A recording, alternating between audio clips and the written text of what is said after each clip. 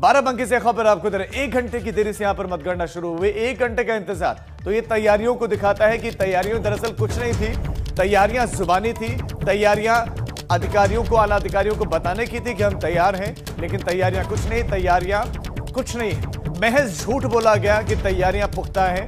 यहां स्थितियां ये हैं कि प्रांगण बड़े बड़े हैं। ऐसा नहीं है कि मतगणना केंद्रों पर स्पेस नहीं है, वहां पर एरिया नहीं, वहां पर पूरा एरिया भी है जहां पर आराम से सोशल डिस्टेंसिंग का पालन करवाया जा सकता था, लेकिन नहीं करवाया गया। किसी भी जगह पर सर्कल तक नहीं बने, किसी भी जगह पर एक्टिव अधिकारी नहीं है, एक्टिव पुलिसकर्मी नहीं। पुलिसकर्मी मौजूद हैं वहां पर कुछ जगहों पर, लेकिन वो तो कुर्सियों पर बैठे हैं या महज देख रहे हैं, सहमत तक नहीं उठा रहे हैं। तो ऐसे में अपनी जिम्मेदारी जो ड्यूटी पर मौजूद पुलिसकर्मी है वो भी नहीं निभा रहे हैं। ये हम बड़ी खबर आपको दे रहे हैं।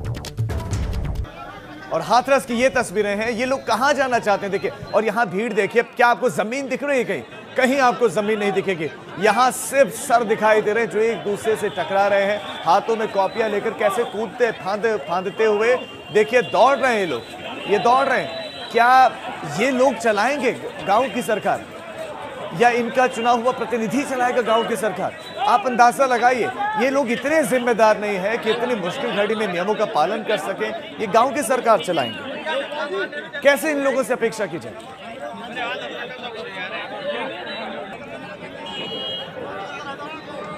सोशल डिस्टेंसिंग में जो फिजिकल डिस्टेंसिंग थी वो होनी चाहिए थी, सामाजिक दूरी का पालन किया जाना चाहिए था।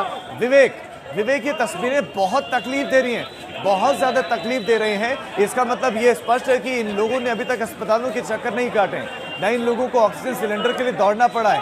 ये वो लोग हैं जिनके घरों तक शायद अभी कोरोना नहीं पहुंचा है, और इन लोगों ने ठान ली है कि कोरोना किसी तरह इनके घर तक पहुंच जाए। जी बिल्कुल राजीव, आपका कहना सही है। जिस तरह की तस्वीरें सामने आ रही हैं, जो लोगों की भीड़ है और रेला उमड़ पड़ा है, वो ठीक पहले चरण के चुनाव में भी यही स्थितियां हुई थी। पंचायत चुनाव को लेकर यह आशंका जताई जा रही थी कि सोशल डिस्टेंसिंग की धज्जियां उड़ेंगी, जो प्रोटोकॉल है, कोविड प्रोटोकॉल की धज्जियां उड़ेंगी, इसको लेकर आशंकित थे। और भाजपा के अपने सांसद यहाँ मोहन लालगंज से कौशल किशोर ने भी इस पे पत्र लिखकर पंचायत चुनाव टालने की मांग की थी। उनका कहना था कि 2-3 महीने टाल दिया जाए, क्योंकि ये संक्रमण का चरम दौर है, इस समय संक्रमण अपने चरम पर है। इसलिए अगर ये चुनाव होता है तो यहाँ पर जो नीचे स्तर का चुनाव है, गांव स्तर का चुनाव है, यहाँ पर कोविड प्रोटोकॉल का पालन नहीं कराया जा पाएगा। जिस तरह से लोग यहाँ पर उमड़ेंगे, भीड़ उमड़ेगी और जागरूक भी नहीं है लोग, तो उनसे कोविड प्रोटोकॉल के पालन के लिए कहना भी मुश्किल होगा। यही वजह थी कि पंचायत चुनाव को टालने के लिए सुप्रीम कोर्ट में याचिका भी लगाई गई थी। हालांकि याचिका भी निरस्त कर दी गई, और मतगणना के लिए भी जो कहा गया था कि इसे निरस्त किया जाए, कई कर्मचारियों ने विरोध किया था कि ये मतगणना ड्यूटी नहीं करेंगे।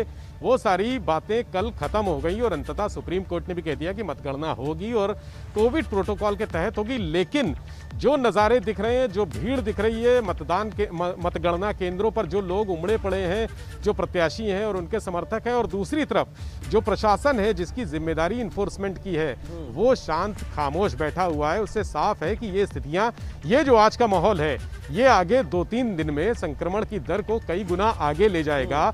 और लोग जिस तरह से कंट्रोल करने की स्थिति कही जा रही है, जैसे मुख्यमंत्री योगी जी ने कहा कि 3 दिन का लॉकडाउन लगाया जाएगा, 1 दिन बढ़ा दिया गया, पहले 48 घंटे का था और अब 2 दिन का था, अब उसको 3 दिन बढ़ा दिया गया। लेकिन ऐसे हालात रहेंगे तो स्थितियां कैसे सुधरेंगी?